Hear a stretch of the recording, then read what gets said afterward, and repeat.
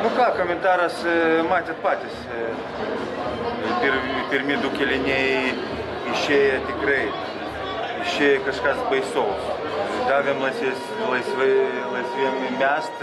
Aišku, jie fantastiškus metimus įmetė, viską įmetė. Bet mes turim išeiti nuo pirmos minutės taip, kaip išėjom trečią, ketvirtą kėlinį. Tada mes galim kažką tai čia pasiekti.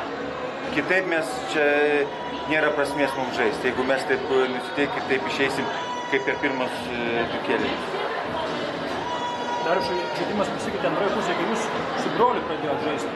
Ar pirmoje pusėje tiem, kurie užklūgiai žaidė, ar jiem nepavyko susteikti? Tai, suprantate, jie jauni, jie gal neįvertino, gal kažkaip tai daug žaidė prieš tai, gal ir nuovargis kažkur. Tai mes su broliu patyrė ir mes žinom, kad čia išeidami mes turim kovoti, jeigu norim kažką pasiekti.